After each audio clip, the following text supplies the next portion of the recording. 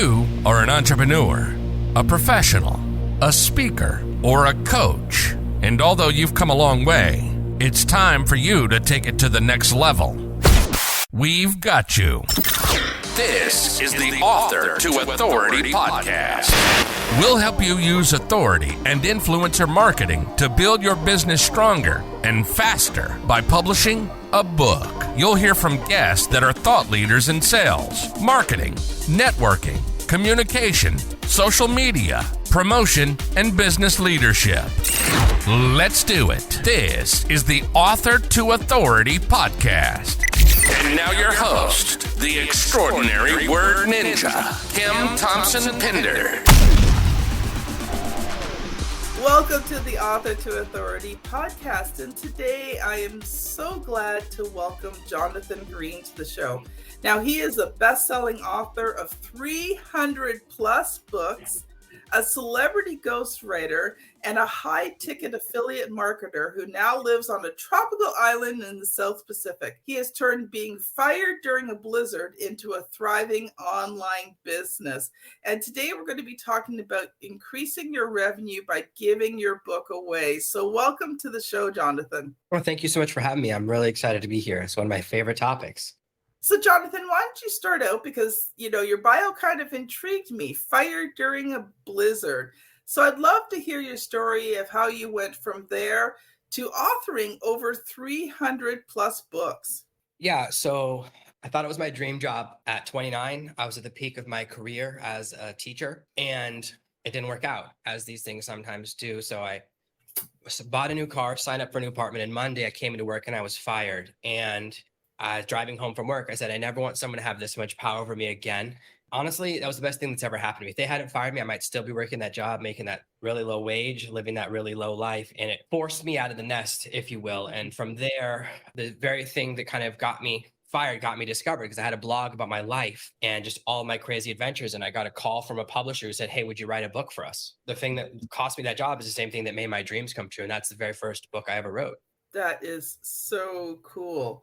So how did you end up publishing so many books? Because obviously 300 plus books, that's a huge number. Yeah, I started off writing books in direct response. So these are books you buy directly from a website, not from Amazon. So you buy in the direct response market, similar to an infomercial. And that's where I started. That's where that first book went. And I did that for about 6 years for a lot of different partners in the direct response world, in the world of people that create products and sell them online versus books. They call them products instead of books. They charge a lot more money. And then around 2016, I dabbled in Amazon with a few small books. One of the books I wrote for a client, which was about potty training. So I potty training my first 3 children. I did it all myself. Number 4, I'm starting to work with her. She's just turned 2 years old last month. So the potty trainer, my family, and I wrote this amazing book and this product that they never released. I said, hey, if you're never going to release this, can I just, if I rewrite it, that's different enough, can I put it on Amazon? And they said, sure. And it became the number 1 potty training book for an entire year. I was the number 1 book. Obviously, I had to write under a pen name because no one wants to learn potty training from daddy. It always has to be mommy. Massive success. And I saw this opportunity. And from there, I just began to put more and more content onto Amazon. And I began to write client projects, not just in direct response, but also client projects for Amazon and for regular traditional bookstores. Wow, that is so, so cool. What would you say has been the most challenging part of that? So the most challenging part of ghostwriting is dealing with clients. If you've ever done that, you know that they change their minds. Oftentimes, they sign off on things they haven't read. So as part of the process, of course, we do the interview, I write the outline, I send the outline to get it approved before I write the book. And then I'll write the rough draft. And sometimes they never read the rough draft and I never hear from them again. Or they read the rough draft and go, wow, reading this, I realize I want a completely different book. And I'm like, well, that's a completely different job, right? Because that's why you have the approval process in anything where it's creative. So those are the biggest challenges. The final one is when, especially in ghostwriting, is when you get accused of something. So I had a client accuse me of making up an entire story until I sent him the recording of him saying that story for me that I just transcribed. He goes, why did you make up this entire story? That's insane. And I go, here's the recording of you telling me that story. And I even included, I can't verify this because I couldn't find backup online that the story he told me was true. And so I included that in the notes. I go, you told me this, so I'm including it, but I can't find a verification to link to because I usually put it in the footnotes. Working on a book for someone right now. And there's several times where he goes, this paragraph makes no sense. And it's a transcript of something he said to me. It's an exact word for word. All I've done is add the punctuation. So that happens a lot. You have to disconnect from that emotion, like letting it hurt your feelings. Because I'm like, I could say, I didn't just write that, right? I didn't make that up. That came from you, but when you want to get the second payment and third payment, whatever, like you have to kind of disconnect from that. So those are the kind of things that happen with clients a lot. Is most of the time the stuff they don't like is the stuff that they wrote, not the stuff I wrote. But it's just part of the process. And of course, I charge accordingly to cover for how that makes me feel. Okay.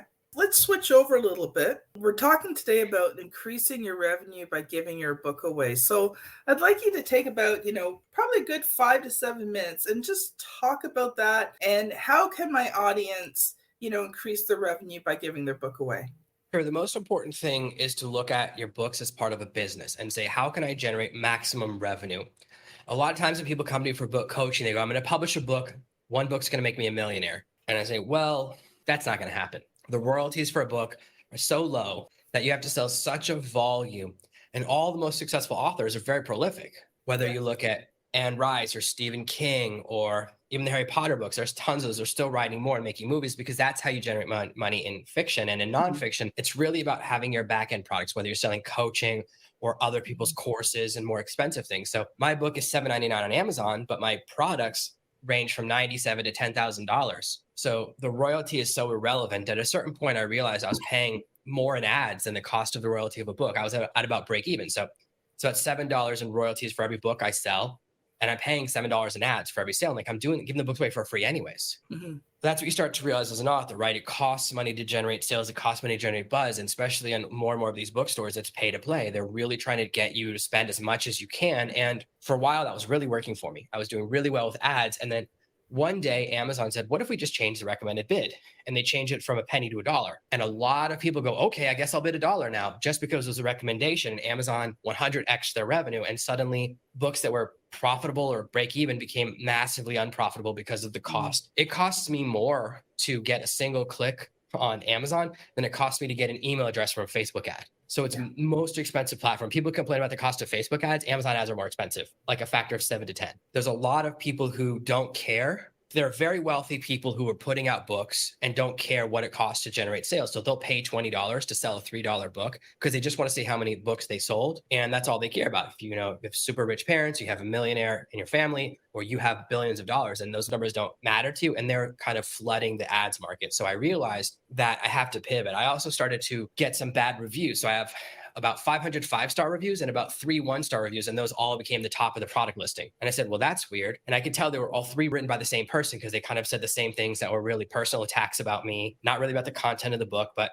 there's not much you can do because Amazon doesn't have any people that work in the book department. There's not a single human in the entire Amazon Kindle department. So anytime an author thinks, oh, I can email support, there's no one there. They're all gone. The entire algorithm, all of the support stuff, all of the review stuff is all handled by an algorithm, by a computer. There's no person. So you can only get a review taken down if it has like your home address in it, which I have had happen. The only review I ever got removed had where I live put in it. So I realized, oh my gosh, they have so much power over me.